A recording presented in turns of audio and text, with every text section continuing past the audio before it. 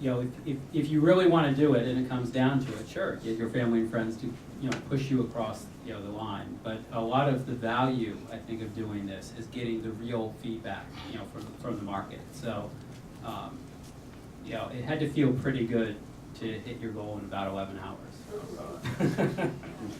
How did you drive traffic?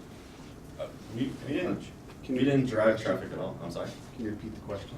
Oh, How do you drive traffic? yeah. We didn't. At the time, we were at TechCrunch Disrupt. Most of our team was basically like up in our, like, we didn't know what the hell was going on really.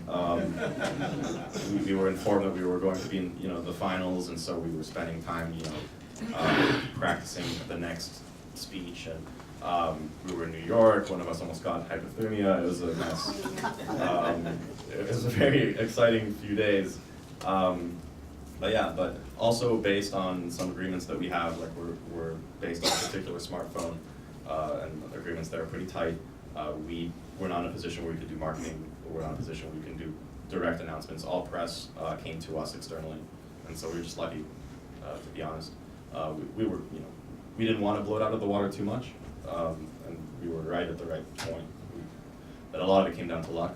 I mean, we would have limited it if it got out of control. I mean, 850 GTARs is about 4.5 tons of product. So yeah, we're happy. But yeah, if it was underperforming, we would have scratched our heads and been like, what are we doing wrong? But we didn't have to do that. Now, Ren, would you look at Kickstarter for one of your incubated companies as a way to validate?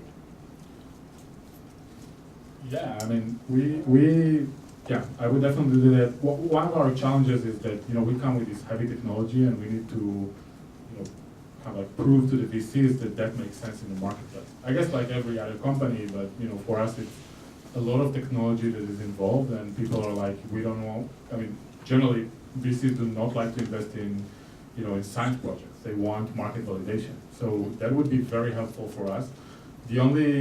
I think the only challenge would be that our product are the stuff that I'm dealing with is basically software, and I don't know how easy it is to actually work with Kickstarter, you know, with software. It's mainly stuff that people buy usually, or, you know, projects.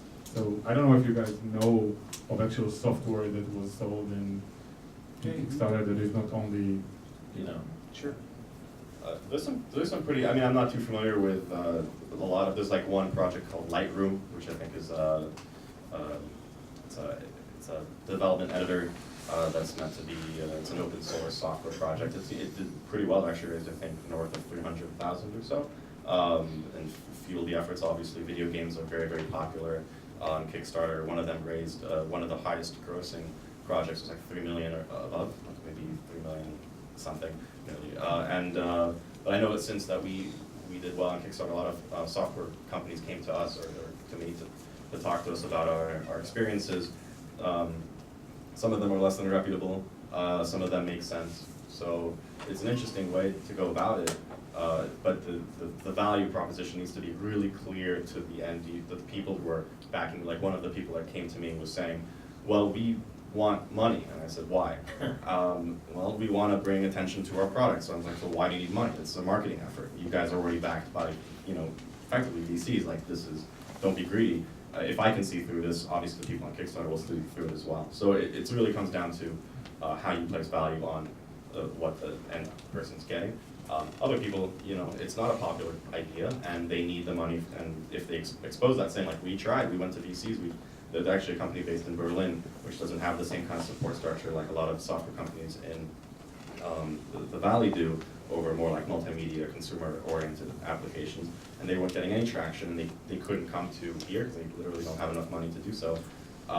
They came to me and they talked about it. It makes a lot of sense, but at the same time, they can't sell. They have to raise money to operate. They can't raise money to profit, and that's still kind of difficult, especially in the software scheme.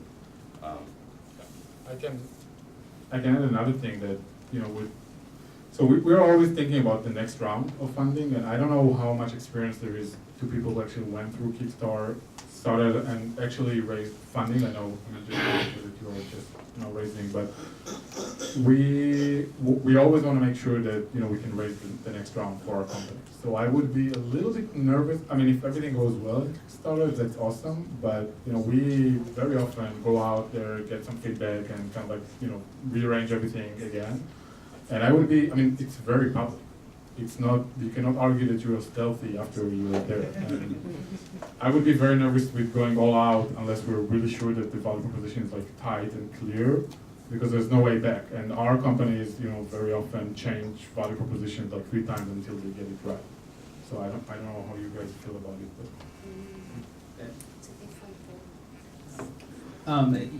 Again, I actually don't really view that as a problem, because I would say over the course of working with companies, something that I didn't particularly put a lot of stock in early on in my career that I've really come to believe is that it's not helpful to be caught in a company that's described as the living dead, where your idea is good enough that you can generally cover your cost most times, but you're kind of stuck where it's very difficult to grow.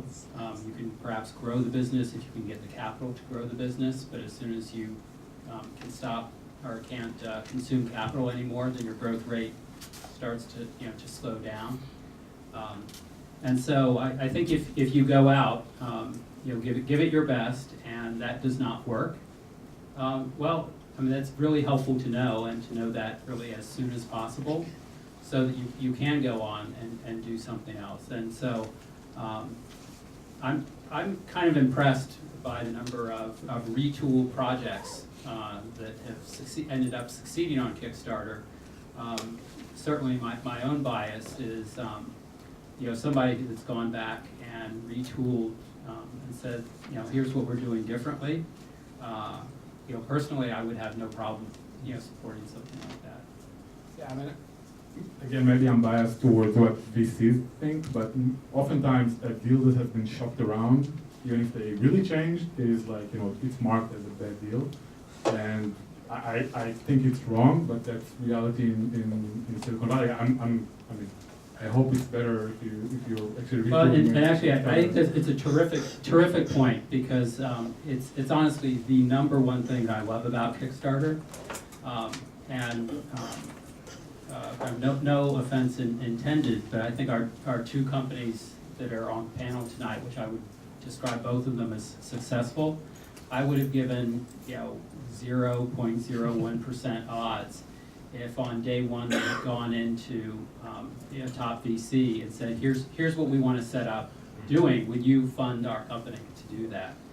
And I think it really proves that nothing succeeds like success, because I have absolutely seen VCs who have kind of down their whole spiel about, these are the things that we invest in, if you don't have this, you don't have this, and you don't have this, we're really not interested. And they go like, oh, but this Pebble watch did, how much on Kickstarter? Well, we sometimes invest in consumer products if they're really gaining traction.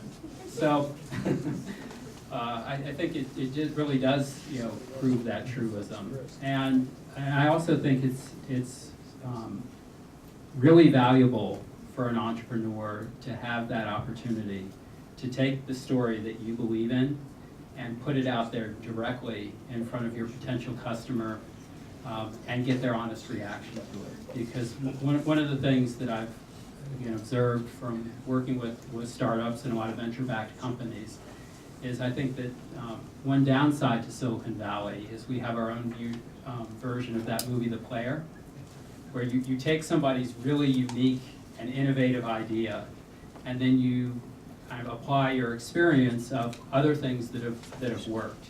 And so you can take like a really great consumer product, and you're like, well, there's a lot of complication that's involved in actually making the product. So maybe you don't really need to do a product; you can do a virtual product. So let's take this game or toy for girls, and oh, let's make it an app, because apps are hot. And that gets you on mobile too, and mobile's really hot. And so, we wonder why we have thousands of mobile app companies, out there. And it's because, we're all kind of cross-pollinating the exact same ideas.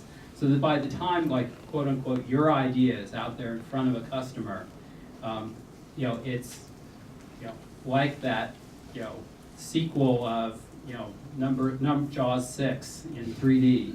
And you wonder why it is that, your dream doesn't have, that same freshness, and resonance with folks that,